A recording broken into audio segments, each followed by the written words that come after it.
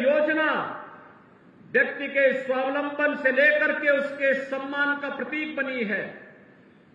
और आज इन्हीं सब बातों को लेकर के कि जो लोग जातिवाद के नाम पर, क्षेत्र, मत और मजहब के आधार पर सामाजिक ताने बाने को छिन्न भिन्न करते थे, देश और प्रदेश ने उन्हें दरकिनार करते हुए विकास को प्राथमिकता दी। प्रधानमंत्री मोदी जी के आह्वान पर देश के अंदर और प्रदेश के अंदर निरंतर परिवर्तन का वाहक बन करके डबल इंजन की सरकार दी।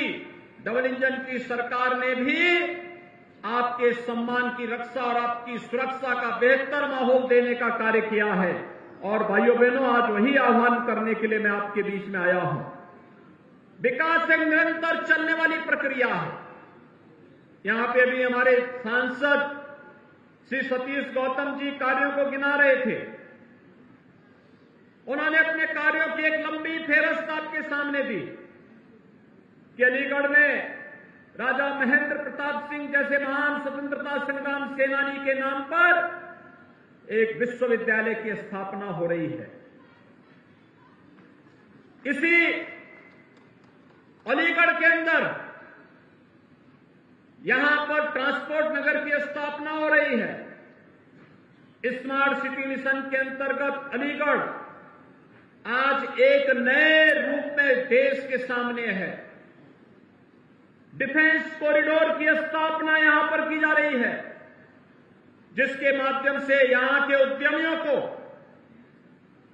अपने हार्डवेयर के आइटम को वैश्विक स्तर पर पहुंचाने में मदद मिलेगी। और भाइयों बहनों, उन्हीं सब कार्यों के लिए आज एक बार फिर से मैं आपके बीच यहां पर आया हूं आपसे कहने के लिए। विगत 8 वर्ष में बदलते हुए भारत को, पिछले 5.5 वर्ष के अंदर बदलते हुए उत्तर प्रदेश को आपने देखा है। आज उत्तर प्रदेश की कानून व्यवस्था तो देश के लिए को नजीर बनी हुई है। हर व्यक्ति जहां भी हम जाते हैं, लोग इस बात को कहते हैं कि आखिर उत्तर प्रदेश ने आज दंगा मुक्त प्रदेश बनकर के देश के सामने और दुनिया के सामने एक नजीर प्रस्तुत की है।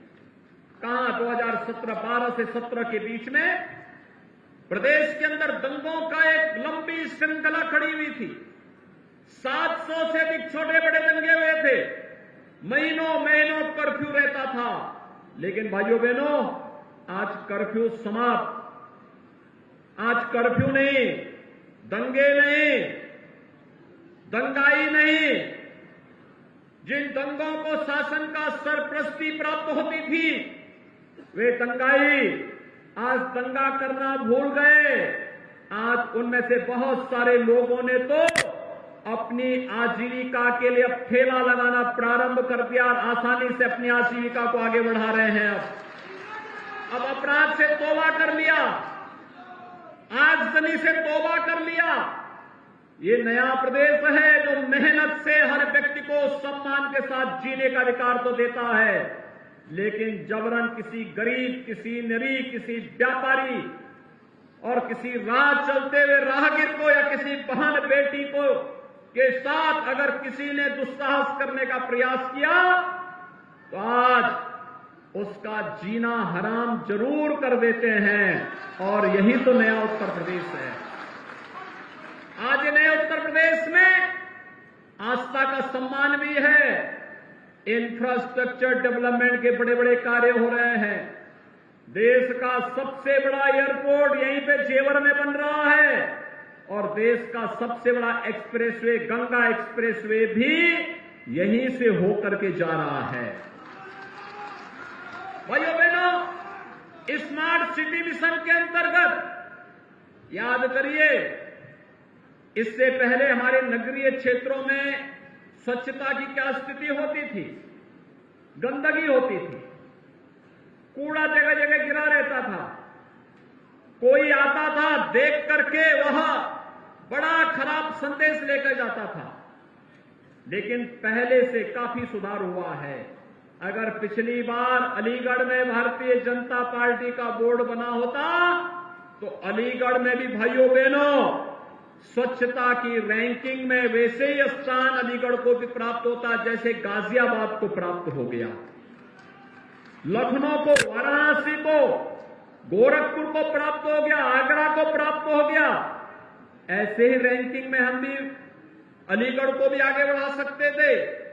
कार्य हुआ, लेकिन उसके साथ एक टीम वर्क कार्य करती है।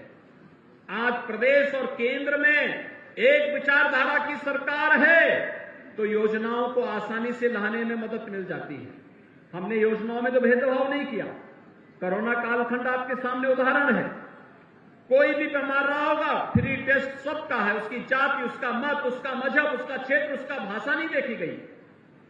कोई व्यक्ति रहा हो, उस व्यक्ति को फ्री में उपचार की सुविधा दी गई, उसको फ्री में वैक्सीन दिया गया, फ्री में राशन की सुविधा दी गई और हर पात्र व्यक्ति को आवास की सुविधा भी उपलब्ध करवाने का कार्य किया। प्रधानमंत्री आवास योजना हो या मुख्यमंत्री आवास योजना, उज्ज्वला योजना के रसोई गैस के कनेक्शन हो या फिर घर में सौभाग्य योजना के अंतर्गत दी जाने वाले विद्युत के फ्री में कनेक्शन की सुविधा, आयुष्मान भारत का कार्ड हो या स्ट्रीट वेंडर को ब्याज फ्री लोन की सुविधा, पीएम स्वनिधि योजना के अंतर्गत, स्वामित्व योजना के अंतर्गत जहां पे घर है उस गांव में उस जमीन का मालिकाना अधिकार भी देने का कार्य कोई कर रहा है जो डबल इंजन की सरकार कर रही है।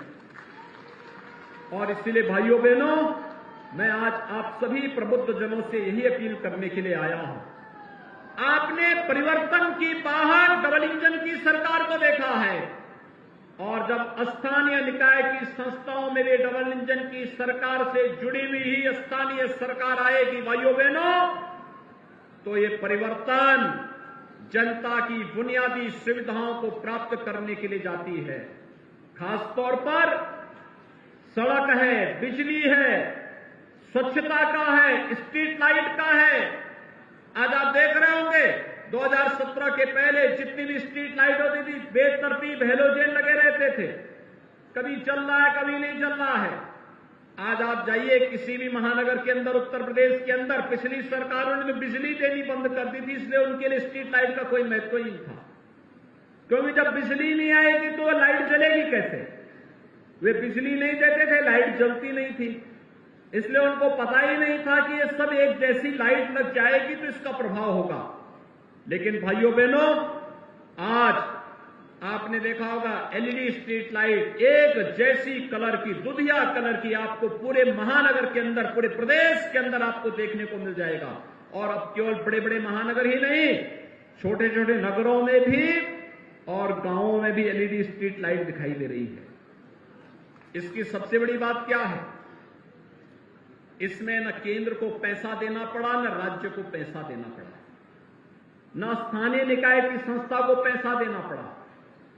ये बिजली की जो बचत हुई हेलोजन से, उस पैसे से, बचत पैसे से ये लाइट लगी हुई है।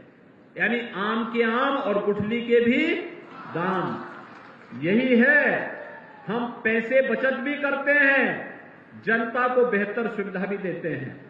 और यही तो कार्य है जो स्मार्ट सिटी मिशन के अंतर्गत हम नगरीय क्षेत्रों में एलईडी स्ट्रीट लाइट के माध्यम से जो कार्य हुआ। पटरी व्यवसायियों को कोई पूछता ही नहीं था।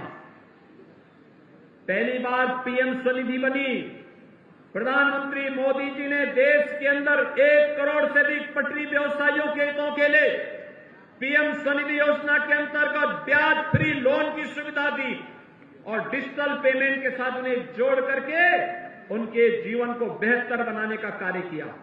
कोई सोचता था गरीबों के लिए आवास मिलेगा?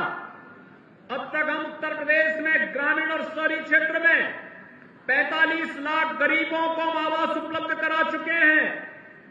2 करोड़ 70 लाख गरीबों को शौचालय उपलब्ध करवा चुके हैं। और भाइयों बहनों, अभी आपने कल परसों पढ़ा होगा 8,62,000 से अधिक आवास फिर से आ गए हैं, जिसे हम गरीबों को वितरण करने जा रहे हैं। यानी हर गरीब को सिर ढकने के लिए छत उपलब्ध कराने का पुख्ता व्यवस्था ये भी किया गया है। 2 करोड़ युवाओं के लिए स्मार्टफोन और टैबलेट उपलब्ध करवाए जा रहे हैं। ये नौजवानों को उत्तर प्रदेश के जो सिटी ही स्मार्ट नहीं होगी, हमारा युवा भी स्मार्ट होगा और उस युवा स्मार्ट नौजवान के लिए टैबलेट और स्मार्टफोन की व्यवस्था के साथ साथ उसके कैरियर काउंसलिंग के लिए भी व्यवस्थाएं की जा रही हैं। अभ्युदय कोचिंग की व्यवस्था हर एक जनपद के अंदर फ्री में, और इस बार तो अभ्युदय कोचिंग में उत्तर प्रदेश पीसीएस की जो परीक्षा संपन्न हुई उसमें 43 नौजवान केवल अभ्युदय कोचिंग में जिन्होंने कोचिंग की थी वहां से वो उनका सिलेक्शन हो गया। यानी आप देख रहे होंगे आज नौकरी के लिए सिर्फ ही खानदान वसूली के लिए नहीं आ सकता है, नहीं तो पूरा खानदान महाभारत के सभी रिश्ते निकल पड़ते थे। कहीं चाचा जाता था, कहीं भतीजा जाता था, कहीं कोई और जाता था और पूरे प्रदेश में नौकरी के नाम पर वसूली करते थे।